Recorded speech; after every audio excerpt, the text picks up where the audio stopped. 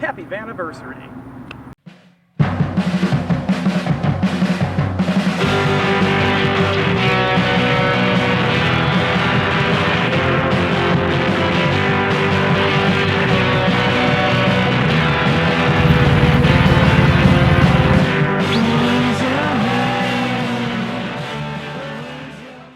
So I've been driving my K-Van, my 1993 Mitsubishi Minicab, for 1 full year. That's right, I purchased this a year ago and I've been daily driving it ever since. I have done every daily driving scenario that you do with a normal car with my K-Van. I have gone on 400-mile road trips.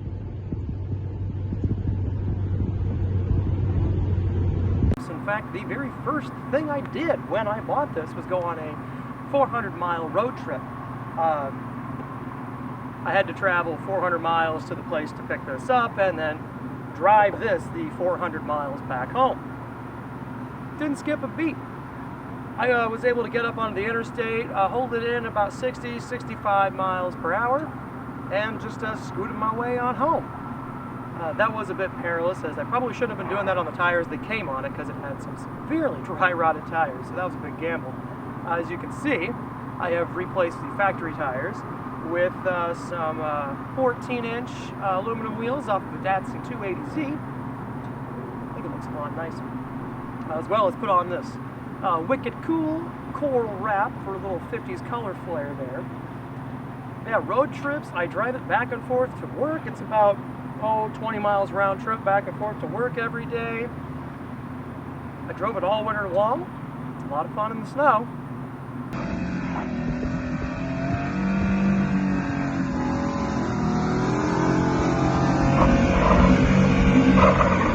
And the four-wheel drive system in this is really good. I was able to go up some pretty steep grades in the snow. Alright, see, the four-wheel drive button is not on. My four-wheel drive light is not lit up. So we're going to put it first, and we're going to try and go up the hill.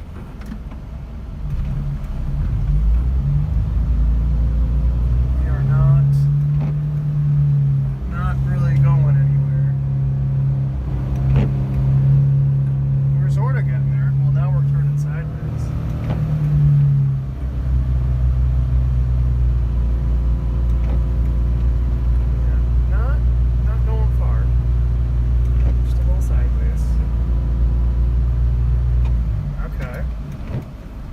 Get far. Alright, let's put the two-wheel drive button on. Boop. You see there? The light is green. Alright, now let's tackle this hill. First gear. Here we go. Oh, look at that. Like it's nothing. Charging up the hill. Full speed. Speed bump. I even take this thing wheeling out on the dirt roads in a forest that I own with my wife. Please, Jesus. Come on.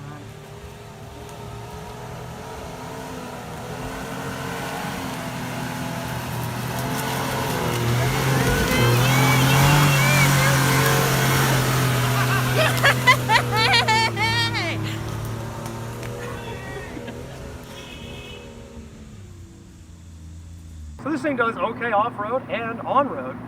I even haul stuff with it. There is a ton of cargo space in the back of this van. I've hauled, lumber for some woodworking projects. Even I hauled a couple of riding lawnmowers that we use out at the forest for a little patch of grass that we've got.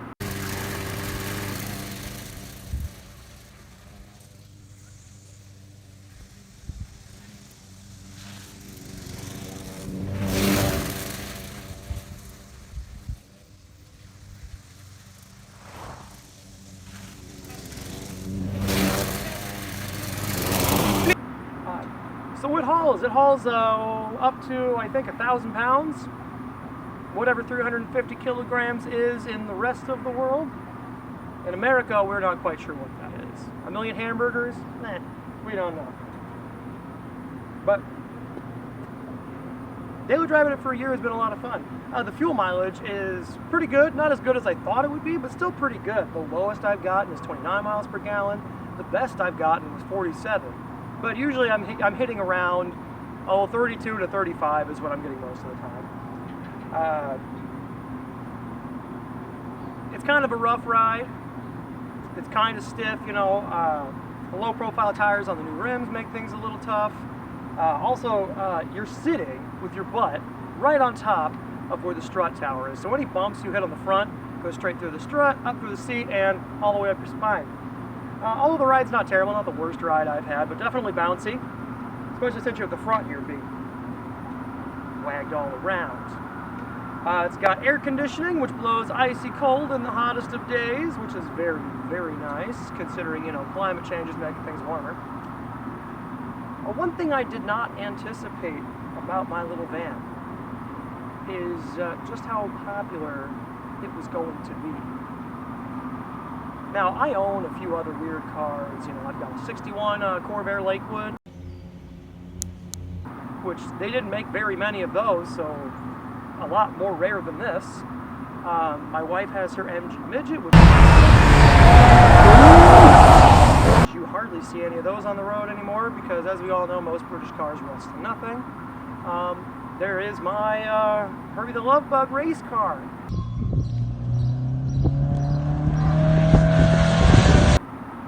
But none of them get nowhere near the amount of attention as my little van. It's insane. I can't just stop and put gas in it because it takes me 20-30 minutes because a crowd gathers as I pump the tank. People ask all sorts of questions about it, like, what is it? Is that European? Is that electric? I get all sorts of just weird, crazy questions, and I never would have thought that when I bought it because, to me, it just seems like standard 90s Japanese vehicle styling. The interior on this looks exactly the same as the interior of my Ford Escort, which is based off of a Mazda 323. You know, gray, plasticky, and rubbery. That's the interior of this. Gray, plasticky, and rubbery. I had to liven things up just a little bit by adding that. Was purple, but now after a year it's faded to pink steering wheel.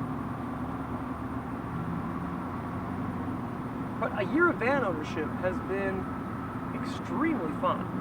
Not much has gone wrong with it aside from a few maintenance items. I had to rebuild the brake calipers because they were a little sticky, but that was very inexpensive to do and it was very easy to do. Changed all your standard maintenance stuff, belts, hoses, timing belt, fluids, you know, trans fluid, diff fluid, oil, coolant, brake fluid, all the fluids.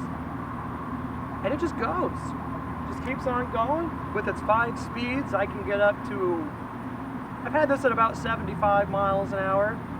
Not fun. The wind at that speed really beats this thing up. This flies like a box in the wind, anything over 60.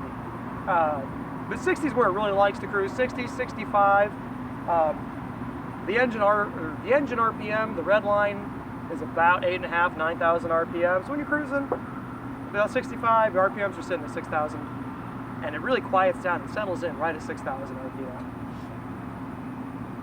But I don't know what more I could say about it. This has been a blast, and I enjoy driving it. In fact, I want to get another one. So when my wife's Subaru blows up, we're probably going to get us another little K-van. Again, super fun.